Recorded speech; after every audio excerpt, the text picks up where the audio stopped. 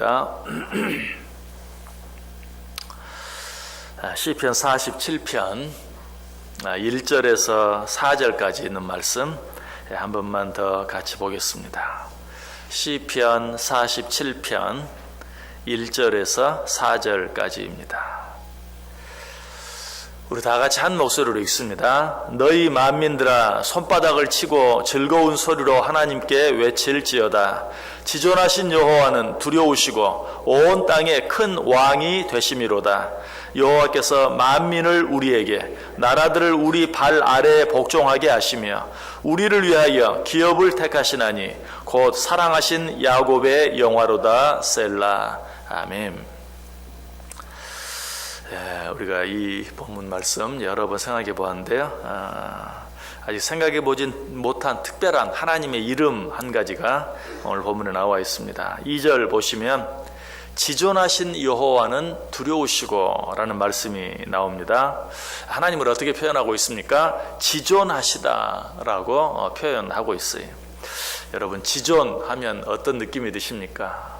이 지존이라는 이름은 정말 너무나 아름답고 귀한, 감히 사람 앞에는 붙일 수 없을 만큼 그야말로 존귀한 그런 이름인데요. 우리는 언제부턴가 이 지존하면 소위 지존파라고 하는 조폭을 머리에 떠올리게 되었어요. 참 안타까운 일이죠. 지존, 지극히 존귀한, 정말 너무나 귀하고 아름다운 이름. 그 성경에도 이 이름이 자주 사용되고 있는데요. 성경에서 말하는 이 지존, 이 말은 오직 하나님께만 사용하고 있어요. 세상에서는 가끔 지존이라는 말을 임금이나 왕 앞에 사용합니다. 그러나 성경에서는 오직 하나님 앞에만 지존이라는 말을 사용하고 있어요. 자, 지존이라는 말의 의미가 무엇입니까? 제일 먼저 지존자 하나님은 우주 만물을 창조하셨을 뿐만 아니라 그것들을 영원까지 다스리시고 통치하시는 하나님이라는 뜻으로 지존자 하나님이라고 표현하고 있는 것이, 그야말로 만왕의 왕, 세상에서는 어떤 지극히 존귀한 왕을 가리킬 때 지존이라고 표현하는데, 성경은 세상의 왕, 어떤 인간 왕은 결코 지존이라는 말을 사용할 수가 없어요. 모든 왕 중의 왕이신 정말 지극히 존귀한 하나님께만 이 지존이라는 이름을 사용한다는 것이, 시편 18편 13절 14절 15절에 보면 여호와께서 하늘에서 우레소리를 내시고 지존하신 이가 음성을 내시며 우박과 숯불을 내리시도다. 그의 화살을 날려 그들을 흩으시며 많은 번개로 그들을 깨뜨리셨도다. 이럴 때 여호와의 꾸지람과 콧김으로 말미암아 물밑이 드러나고 세상의 터가 나타났도다.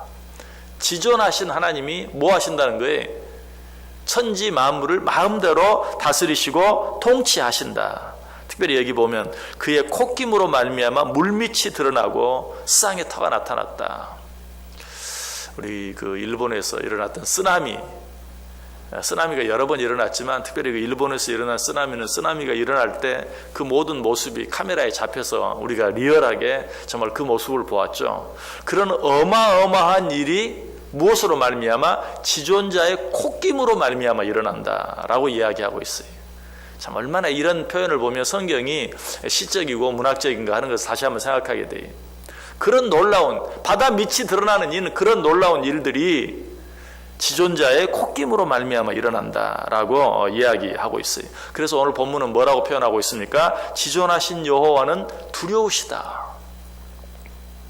여러분, 우리는 오직 지존자 하나님만을 두려워할 수 있어야 돼요.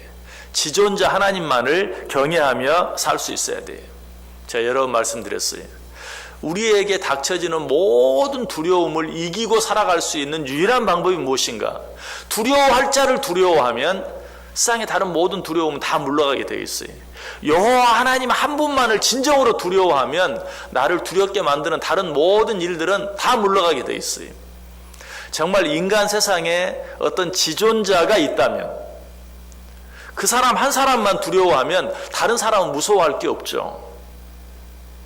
마찬가지 지존자 하나님, 성경이 우리에게 가르쳐주는 것처럼 너희는 마땅히 두려워할 자를 두려워하라. 지존자 하나님만을 두려워하면 우리를 두렵게 만드는 세상의 다른 모든 일들은 다 물러가게 된다. 그런데 지존자 하나님만을 두려워한다 라는 말의 의미가 뭘까요?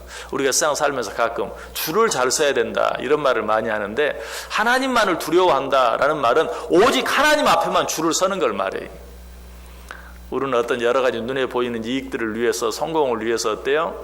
누구 앞에 줄을 설까? 이 사람 앞에 줄을 설까? 저 사람 앞에 줄을 설까? 망설이고 생각할 때가 많아요. 그런 것은 하나님을 두려워하는 것이 아니, 진정으로 하나님을 두려워하는 자는 다른 어떤 것도 보지 않고 다른 어떤 것도 생각하지 않고 오직 하나님 앞에만 줄을 서는 거예요. 그것만이 살 길인 줄 알고. 그렇게 하면 어떻게 된다고요? 다른 모든 두려움, 어떤 사람에 대한 두려움, 때때로 우리의 건강에 대한 두려움, 물질에 대한 두려움, 심지어 죽음에 대한 두려움까지도 다 물러가게 돼 있어요. 그래서 성경은 말하는 거예요. 두려워할 자를 두려워하라. 성경을 보면서 가끔 왜 하나님을 두려워하라고 할까? 왜 하나님을 두려운 자라고 표현할까? 왜 그럴까요? 하나님만을 두려워하면 다른 모든 두려움으로부터 자유로울 수 있기에 너희는 하나님을 두려워하라. 오늘 본문도 지존자 하나님은 두려우신 분이다. 무슨 말이에요? 지존자 하나님을 두려워하라. 그렇게 함으로 다른 모든 두려움들을 이기라라고 이야기하고 있어요. 뿐만 아니라 지존자 하나님은 천지 만물을 창조하시고 그것들을 마음대로 다스리시고 통치하실 뿐만 아니라 그 하나님은 거짓이 없으신 분이, 결코 변개함이 없으신 분이, 사무엘상 15장 29절에 보면 이스라엘의 지존자는 거짓이나 변개함이 없으시니 그는 사람이 아니시므로 결코 변개하지 않으심이니이다. 아무리 지존자 하나님이 천지 만물을 창조하시고 그것들을 마음대로 다스리시고 통치하신다 할지라도 그 속에 눈꼽만큼이라도 거짓이 있다면, 변개함이 있다면 우리는 그분을 믿고 따를 수 없어요. 그러나 지존자 하나님은 거짓이나 변개함이 없다. 성경이 뭐라고 말해요? 사람이 아니므로 변개함이 없다라고 말하고 있어요. 바꿔 말하면 무슨 말이에요? 사람은 다 변개함이 있어요. 사람 속에는 다 거짓이 있어요. 혹시 여러분 가운데 나는 한 번도 거짓말 해본 적이 없다 라고 생각하시는 분이 있다 할지라도 그 사람 속에도 거짓이 있어요. 왜냐하면 내가 고의로 거짓말을 하지 않는다 할지라도 사람은 자기가 가진 어떤 지혜나 능력의 한계로 인하여 본의 아니게 거짓말을 하게 되는 것이, 거짓말을 할 수밖에 없어요. 나는 거짓말을 할 의도가 없었어요. 그러나 내가 어떻게 할 수 없는 상황의 변화나 환경의 변화 때문에 내가 한 말이 거짓말이 되어버리고 마는 그런 일들이 많이 있어요. 그러므로 사람은 지존자가 될 수 없어요. 오직 하나님만이 지존자가 될 수 있어요. 왜? 지존자는 거짓이 없어야 돼요. 변개함이 없어야 돼요. 우리 하나님이 그런 분이시다. 그러므로 이 하나님 앞에 줄을 서면 어때요? 거기에는 거짓이 없어요. 변개함이 없어요. 무슨 오늘 다르고 내일 다른, 아니 아침 다르고 저녁 다른 조변석계와 같은 그런 것이 없어요. 그러므로 하나님 앞에 줄을 서고 사는 자는 세상이 아무리 바뀌고 변해도, 내 주위의 사람이 아무리 바뀌고 변해도 상관이 없어요. 그것 때문에 두려워하지도 않고 염려하지도 않아요. 이 하나님이 바로 지존자 하나님이, 우리 하나님 속에는 그 어떤 거짓도 그 어떤 변개함도 없다.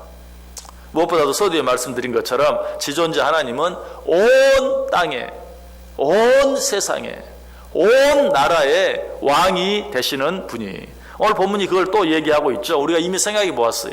지존자는 지존하신 여호와는 두려우시고 온 땅에 큰 왕이 되심이로다. 왕 중 왕, 온 세상 온 나라의 왕이 되시는 하나님, 이 하나님이 지존하시다라고 이야기하고 있어요.